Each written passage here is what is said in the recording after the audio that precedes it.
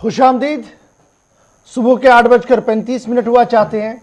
आपका मेज़बान इशफाक गौहर हाजिर खिदमत है। प्रोग्राम आप देख रहे हैं सलाम जेके और सलाम जेके की आज की नशरियात में जहां जम्मू कश्मीर के हर खित्ते से आपको खबर बताने की कोशिश करेंगे।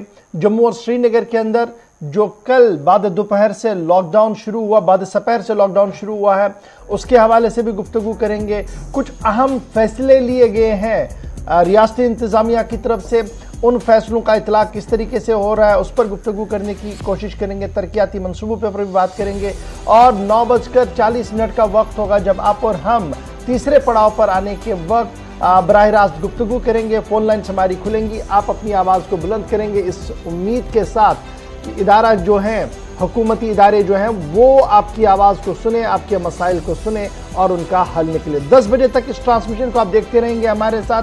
आज इतवार का दिन है, चाय की चुस्कियाँ ले लीजिएगा, एंजॉय कीजिएगा। मौसम का मिजाज कदरे बेहतर है पिछले 2 दिन के मुकाबले में, तो इस उम्मीद के साथ कि टीवी के साथ साथ सोशल मीडिया प्लेटफॉर्म पर भी आप हमारे साथ ज्वाइन करेंगे।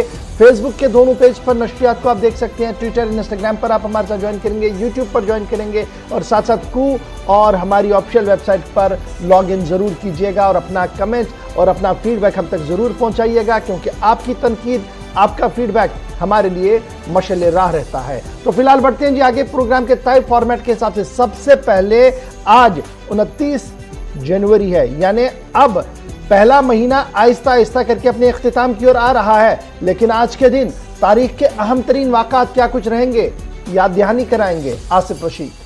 बहुत बहुत शुक्रिया आप सभी का हमारे साथ ज्वाइन करने के लिए। खुश आमदीद, सुबह खैर। प्रोग्राम सलाम जेके में दिल्ली के स्टूडियो से हम बराह रास्त हैं। 8:35 से 10 बजे तक हमारा और आपका साथ रहने वाला है और सोशल मीडिया साइट्स पर भी आप हमें फॉलो कर सकते हैं और हमारी ऑफिशियल वेबसाइट www.gulistannews.in पर भी जाइए, यहां पर भी आपको तहरीर कंटेंट मिलेगा।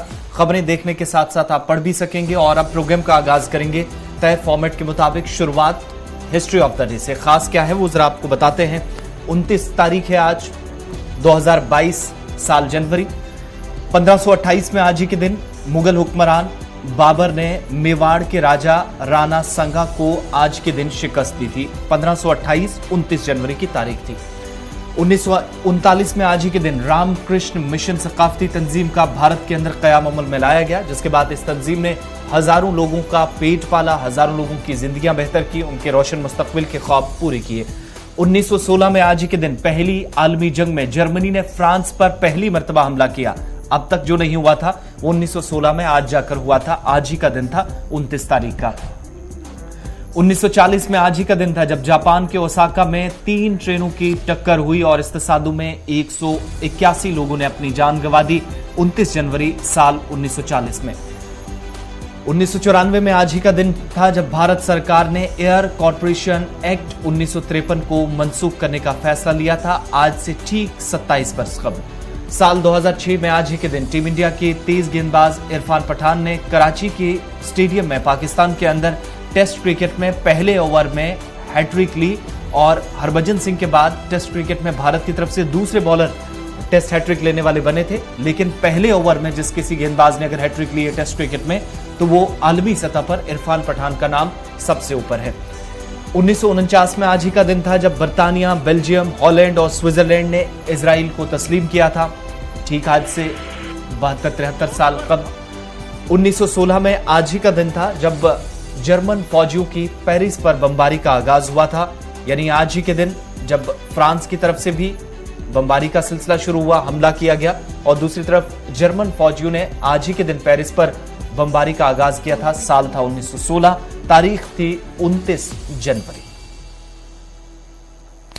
हिस्ट्री ऑफ द डे में आज बस इतना ही। बढ़ते हैं अब आगे बात। सबसे पहले आपको बताते हैं जम्मू श्रीनगर नेशनल हाईवे के हवाले से और इसके अलावा आप जो लोग हमारे साथ फेसबुक पे जुड़े हैं, जिन जिन एरिया से आप जुड़ते हैं, कमेंट बॉक्स में अपनी फीडबैक से हमें जरूर आगाह कीजिएगा। अपनी आरा से हमें आगाह करने के साथ साथ बताइएगा अपने अपने इलाकों के अंदर सिचुएशन क्या है। जरूर कोई अपडेट हो तो उससे भी हमें आप आगाह कर सकते हैं। आगाज करेंगे जम्मू श्रीनगर नेशनल हाईवे के ताजा तरीन तफसीलात के साथ, क्योंकि नेशनल हाईवे पर थोड़ी सी राहत की खबर आज है, जहां कल तकरीबन लगभग 6 से 7 घंटों तक पंथियाल के मकाम पर बार बार जब वक्फे से स्टोन शूटिंग हो रही थी तो गाड़ियों को एहतियातन रोक दिया गया था। लेकिन आज के ट्रैफिक प्लान के मुताबिक दोनों तरफ से गाड़ियों को चलने की इजाजत दी जाएगी और इस बीच जो मालबरदार गाड़ियां हैं, यानी तरजीह बुनियादों पर वादी की तरफ जाने वाली जो छोटी गाड़ियां हैं और वादी से आने वाली छोटी गाड़ियां हैं, इनमें चाहे प्राइवेट गाड़ियां, मुसाफिरों वाली गाड़ियां, उन सभी को आने और जाने की इजाजत दी जाएगी। लेकिन जो लाइट मोटर व्हीकल के अलावा जिनमें आप देखते हैं कि 10 या 12 टायर्स वाले ट्रक हैं, उनको बाद में आज ट्रैफिक प्लान के मुताबिक रखा गया है और किसी तरीके से नुकसान से बचा जाए, इसके लिए मुसाफिरों से रोज की तरह आज भी अपील की गई है। जो नंबर्स जारी कुछ कर दिए गए हैं कि ट्रैफिक कंट्रोल रूम रामबन से, ट्रैफिक कंट्रोल रूम काजीगुंड से या श्रीनगर से आप राब्ता कर सकते हैं अगर आप सफर शाहरा के ऊपर करना चाह रहे हैं। अपडेट ये है कि शाहरा पर आज दोनों तरफ से गाड़ियां चलेंगी, लेकिन तरजीह बुनियादों पर छोटी गाड़ियों को निकाला जाएगा। उसके बाद मुसाफिर बरदार या जो बड़ी गाड़ियां हैं जिनमें सप्लाई ले जाने वाली गाड़ियां भी है, उनको वादी की तरफ और वादी से जम्मू की तरफ आने जाने की इजाजत मिलेगी। चलिए जी, कौमी शाहरा पर सफर होगा दोनों तरफ से। बढ़ते हैं आगे और जरा आप एक और खबर की ओर चलते हैं और बात भारत, पाकिस्तान, भारत और चीन की करते हैं। यानी दो मुल्कों के बीच भारत का नुक्ते नजर और पॉलिसी डिसीजन सामने आया है और इस पॉलिसी डिसीजन के आने के बाद यह माना जा रहा है कि भारत और पाकिस्तान के बीच बर्फ आहिस्ता आहिस्ता पिघलना शुरू हो रही है और हालात में बेहतरी के आसार अब दिखना शुरू हो रहे हैं, क्योंकि माना जा रहा है और कल दफ्तर खारजा की प्रेस कॉन्फ्रेंस में भी इस बात का खुलासा पेश किया गया कि भारत पाकिस्तान के साथ मजहबी अमूरात के मामलात पर गुफ्तगू के लिए तैयार है। यानी जो लोग मजहबी रसूमात पूरा करने के लिए सफर करना चाहते हैं भारत का, या भारत से जो लोग पाकिस्तान का सफर करना चाहते हैं, उसके लिए राहें हमवार करने की कोशिशें की जा रही हैं। दफ्तर खारजा की हफ्तावार ब्रीफिंग के अंदर इस बात का खुलासा पेश कर दिया गया है कि जो तजवीज पाकिस्तान नेशनल असेंबली के रुकन रमेश कुमार की तरफ से, जो पाक हिंदू काउंसिल के रुकन हैं, उनने कहा था कि दोनों मुल्कों के बीच सफर को और आसान बनाया जाए, चार्टर फ्लाइट्स को जाने की इजाजत दी जाए, अटारी वागा के बदले बायर आने जाने की सहूलियात को मयसर रखा जाए, उस पर रद्द-ए-अमल कल दफ्तर खारजा की तरफ से दिया गया है। और दफ्तर खारजा का मानना है कि भारत सरकार 1974 के प्रोटोकॉल, जिसके तहत मजहबी मकामात की फहरिस्त आपस में तब्दील करना और मजहबी मकामात पर एक दूसरे के लोगों की रसाई को यकीनी बनाना है, उस प्रोटोकॉल पर आज भी गामजन है। लेकिन मौजूदा हालात कोरोना के ऐसे हैं कि रेस्ट्रिक्शंस बहुत सारी लगी हैं। हालात बेहतर होने के साथ साथ इस मामले पर भी संजीदगी के साथ मरकजी हुकूमत सोच सकती है। 2 दिन पहले हमने आपको बताया था कि किस तरीके से फाइल मूव की गई है दफ्तर खारजा की पाकिस्तान की तरफ से भारत सरकार के लिए, और कल ऑफिशियली वर्डिक्ट जो सुनाया गया दफ्तर खारजा फॉरेन अफेयर्स मिनिस्ट्री की तरफ से, कहा गया कि पाकिस्तान के ज़ायरीन जो भारत आना चाहते हैं, चार्टर फ्लाइट्स के जरिए आना चाहते हैं, PIA के जरिए से आना चाहते हैं, उसके लिए थोड़ा सा इंतजार और करना होगा, क्योंकि कोरोना रेस्ट्रिक्शंस पूरी दुनिया के अंदर है।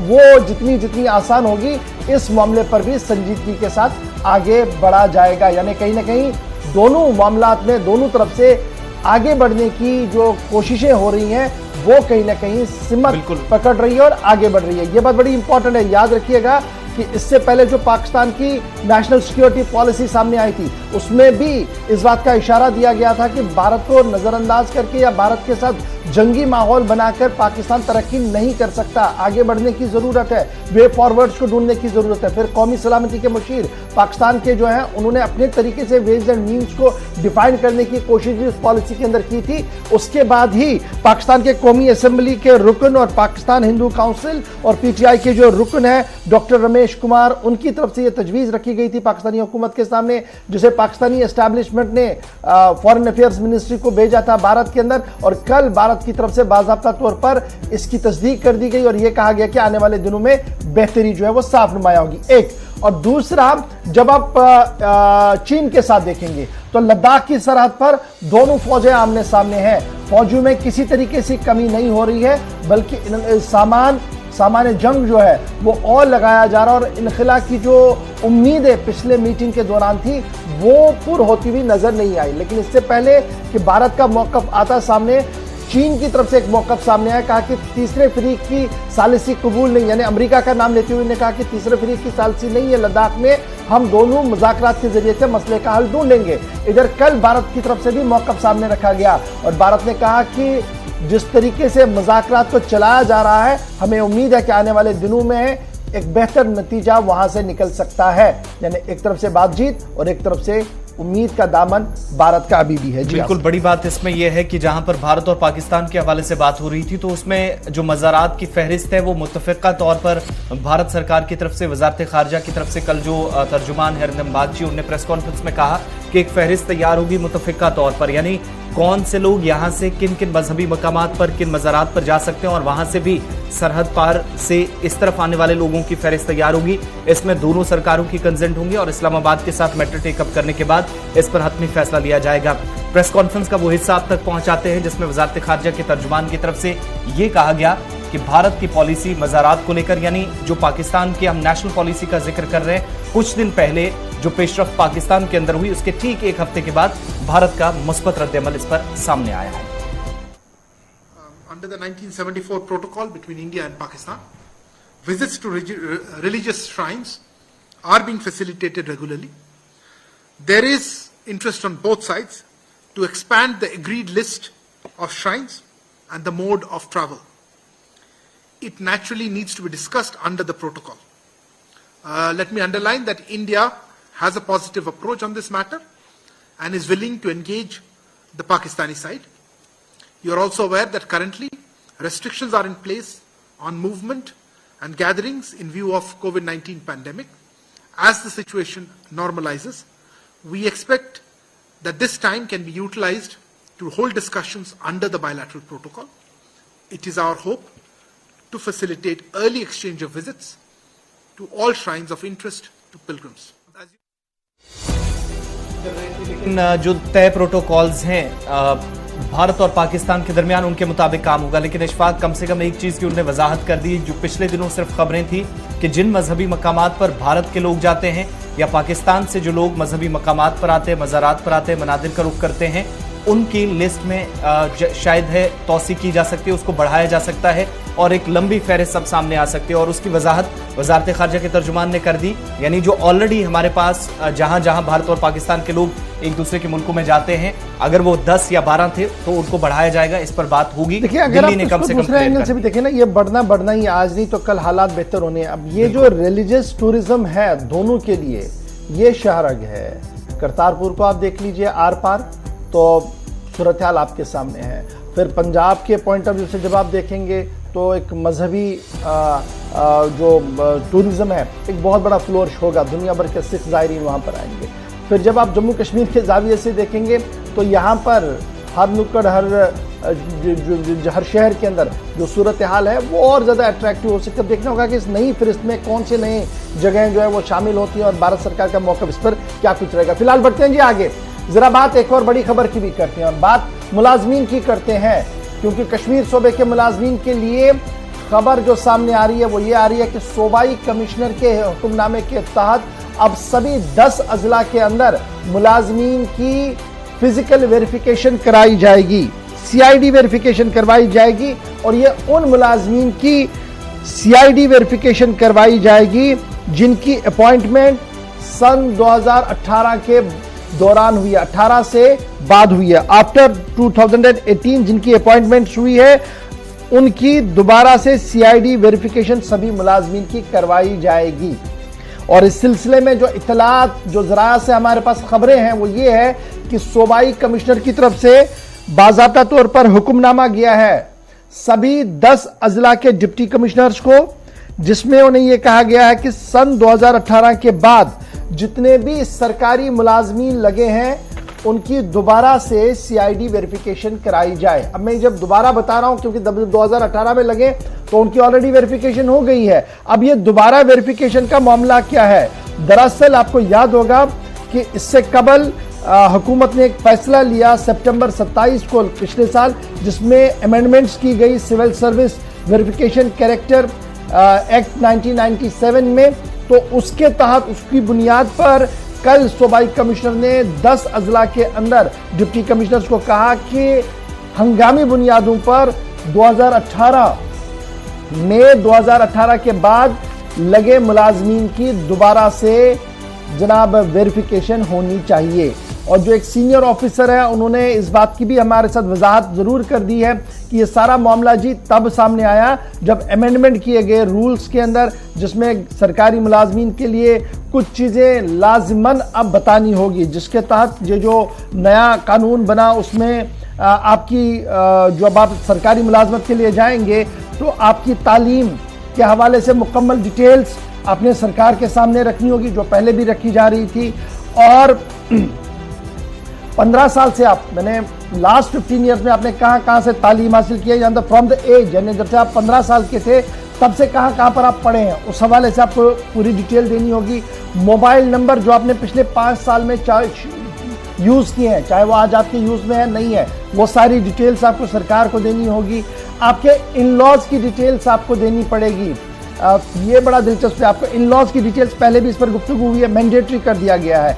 और अगर आपके पास कोई लोन है तो उसकी भी डिटेल्स आपको CID डिपार्टमेंट को देनी होगी, जो क्रॉस चेक करने के बाद तमाम तर फॉर्मेट सरकार के सामने रखेंगे। तो तैयार हो जाइएगा मुलाजमीन जो सन 2018 में के बाद लगे हैं जी, उनकी दोबारा से वेरिफिकेशन का प्रोसेस शुरू किया गया। अब मेरे पास सिर्फ अभी कश्मीर सूबे की खबर है। जम्मू सूबे के अंदर क्या इस हुक्मनामे को नाफिज किया गया है, मैंने खंगालने की काफ़ी कोशिश की थी, ज़रा से पता करने की कोशिश की थी, पता नहीं लगा है। जितनी खबर हमारे पास थी वो हमने आपके सामने रखी। ज़रा से जो हमारे पास इत्तलात है कि सूबाई कमिश्नर ने हुक्मनामा जारी कर दिया है।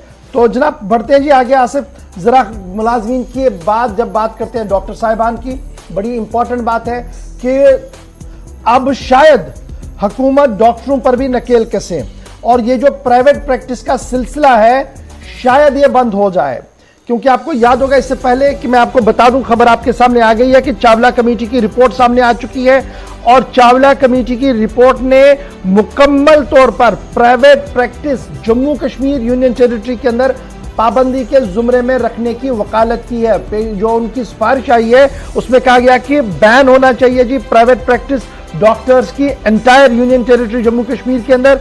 और ये एक्सपर्ट कमेटी का मानना है कि जनाब इससे आपका बेसिक इंफ्रास्ट्रक्चर बढ़ेगा। लेकिन तीसरी बात जो इसमें इस कमेटी के अंदर कही गई है कि जब आप ये सारा कुछ करेंगे तो आपको अपना बेसिक पे स्केल जो है वो अपने PGI चंडीगढ़ या एम्स दिल्ली के तर्ज पर लाना होगा और सख्ती के साथ उसको नाफिजुल अमल करना होगा। इसी रिपोर्ट के अंदर यह भी कहा गया है कि अगर प्राइवेट प्रैक्टिस कोई डॉक्टर करना चाहता है तो उसको वॉलंटियरली गोल्डन हैंडशेक के जरिए से फारिग किया जाए, सरकार की तरफ से रिकमेंडेशन के अंदर कहा गया है। अगर उसके बावजूद भी गवर्नमेंट अस्पताल के अंदर कोई चलाना चाहता है, क्लिनिक कोई चलाना चाहता है, वो देखना चाहता है पेशेंट्स को, तो वो सरकारी अस्पताल के अंदर भी देख सकता है और उसका जो इनकम होगा वो डिवाइड होगा जी, अस्पताल के लिए भी और डॉक्टर साहब के लिए भी। ये भी एक ऑप्शन रखा गया है। लेकिन इस कमेटी के हेड, अब आप सोच रहे होंगे जनाब ये कमेटी बनी कब, हमें तो पता ही नहीं लगा, और कमेटी के हेड कौन है? तो याद रखिएगा कमेटी के हेड प्रोफेसर YK चावला साहब बनाए गए थे, फॉर्मर डायरेक्टर हैं PGI चंडीगढ़ के। और ये कब उनको बनाया गया था?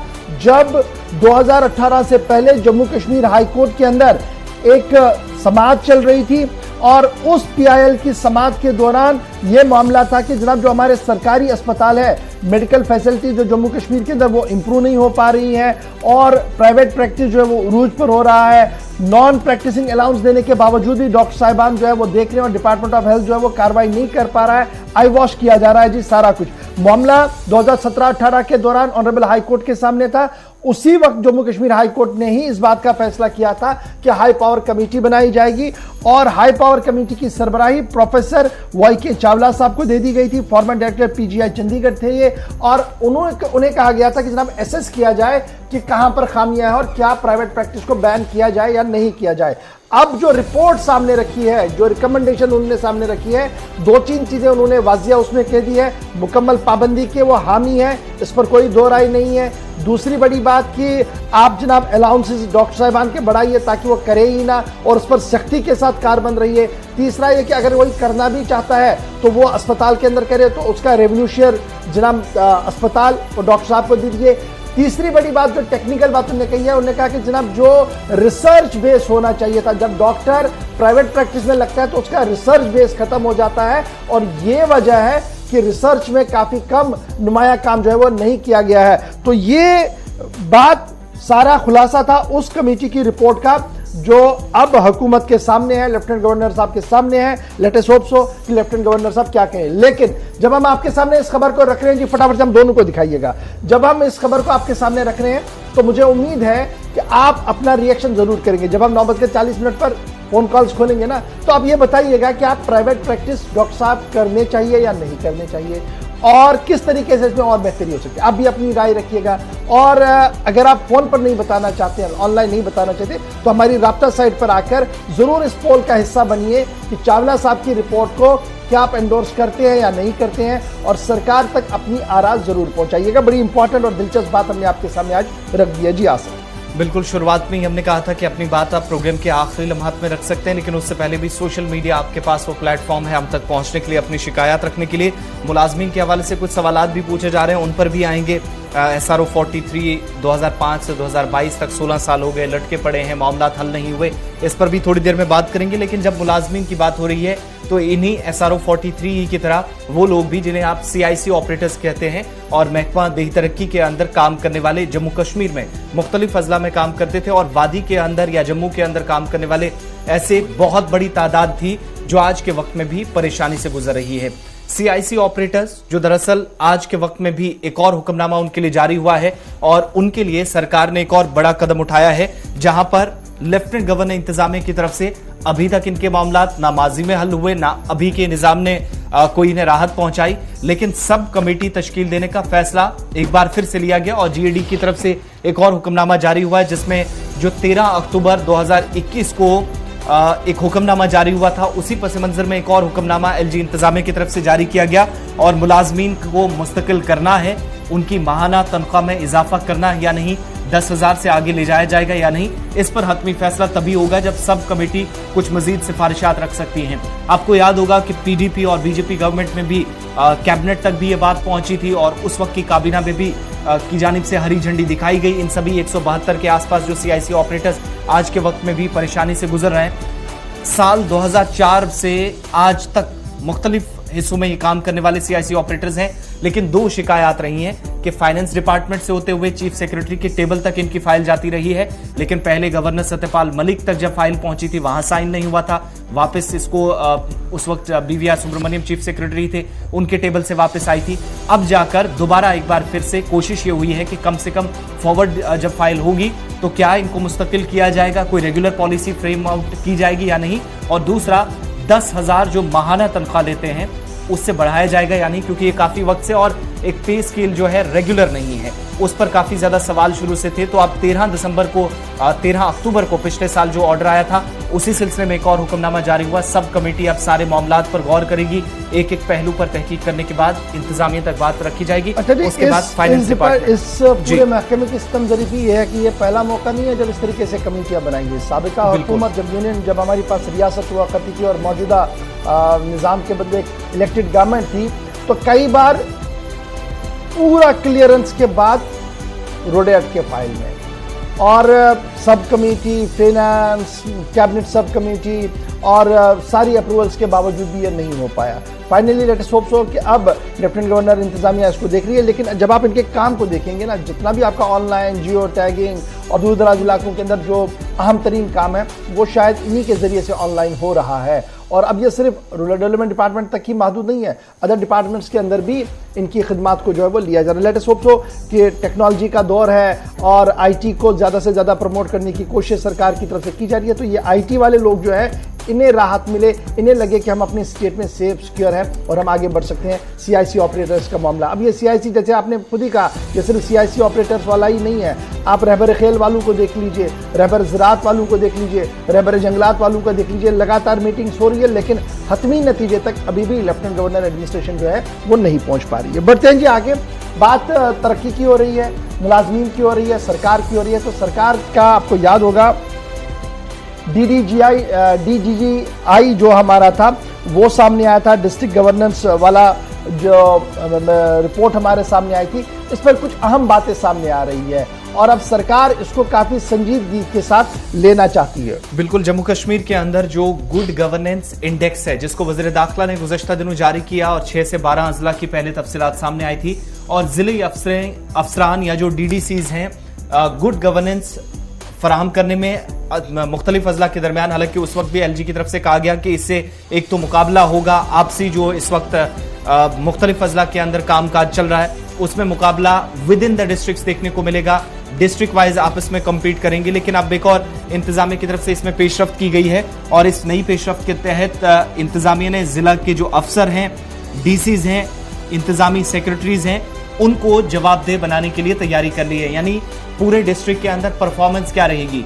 डिप्टी कमिश्नर जरूर हमने देखे कि पहले दिन से, जब से इस प्रोग्राम का आगाज हुआ, इंडेक्स जारी हुआ वज़ीर दाखिला के होते हुए, तो उस वक्त से कुछ डिस्ट्रिक्ट डेवलपमेंट कमिश्नर्स की तरफ से प्रेजेंटेशन के जरिए बताया गया कि मुख्तलिफ स्कीमों का नफाज जिलों के अंदर कैसे लाया गया। लेकिन अब जिले के जो अफसरान हैं, डीसीज हैं, इंतजामी सेक्रेटरीज हैं, गुड गवर्नेंस के का जो पूरा इंडेक्स है उसको कामयाब बनाने के लिए काम करेंगे और जवाबदेह होंगे। यानी आला हुकाम अगर आपसे पूछती है कि आपका फलानी स्कीम के तहत अभी तक कितना काम मुकम्मल हुआ है, स्कीमों का नफाज, चाहे वो मरकजी स्कीमें हो या रियासती सतह पर स्कीमों का नफाज अमल में लाना हो, तो उन स्कीमों का जवाबदेह बनाने के लिए जिला अफसरों को इंतजामिया की तरफ से कहा गया है कि एक तो जो इंतजामिया के दरमियान जो तालमेल का फुकदान रहता है और जो गैप पड़ा रहता है, उस गैप को, उस खला को पुर करने के लिए इंतजामिया ने उस गैप को खत्म करने के लिए यह कदम उठाया गया है। दूसरी बड़ी बात, अब तक आपने देखा था कि जो इंडेक्स तैयार होता था उसमें डिप्टी कमिश्नर को जवाबदेह बनाया गया था। प्रेजेंटेशन के जरिए वो लेफ्टिनेंट गवर्नर तक भी बात पहुंचाते थे और यहां तक कि मरकजी वजारत को भी गुज़श्ता दिनों प्रेजेंटेशन के जरिए बनाया गया। लेकिन इसमें इन्वॉल्वमेंट एडमिनिस्ट्रेटिव सेक्रेटरीज की जाएगी, बाकी अफसरान की जाएगी और जो डिप्टी कमिश्नर तक सिर्फ मामला महदूद रखा गया था, थोड़ा सा इसको एक्सटेंड करके बाकी इसमें बड़ी एक दिलचस्प बात जो है, जो हम देख रहे हैं कि सरकार क्या कुछ करने जा रही है जी। अब जो सरकारी मुलाजमीन जो at the helm of affairs है, टॉप लेवल पर है, चाहे वो डिप्टी कमिश्नर साहब हैं या उसके नीचे अमला है, अब उनके एपीआर में इस बात को लिखा जाएगा। यानी एनुअल परफॉर्मेंस रिपोर्ट जब सरकार बनाती है मुलाजमीन की, तो वो लिखेंगे ये जी सोशल वेलफेयर का मुलाजिम था जी, अफसर था और इसके जिम्मे हमने ये काम दिए थे, ये अपने काम को कितना अहसन तरीके से कर पाया, एपीआर में लिखा जाएगा। और ये एपीआर अब ओपन होगा। पहले हम देखते थे अफसर ने लिख दिया एपीआर, किसी को पता तक नहीं लग रहा था, लेकिन अब ये एपीआर जब लिखा जाएगा तो ये इसी गुड गवर्नेंस के पैटर्न पर ध्यान में रखते हुए लिखा जाएगा कि कितनी राहत लोगों को मिली, कितनी स्कीम जमीन पर इंप्लीमेंट हुई और जो फीडबैक लोगों ने दिया उसी को एपीआर में दर्ज किया जाएगा। छोटे से ब्रेक के लिए यहां पर रुक रहे हैं, ब्रेक के उस पार आएंगे तो आपको बताएंगे कि मरकजी रियासत जम्मू कश्मीर, मरकजी मामलत वाली रियासत जम्मू कश्मीर के अंदर एक हुक्मनामा जारी हुआ है। वो हुक्मनामा सूबा वाइज चल रहा है, कश्मीर सूबे के अंदर अलग से, जम्मू सूबे के अंदर अलग से। क्या कुछ ये खबर है, बताएंगे आपको छोटे से ब्रेक के फौरन बाद।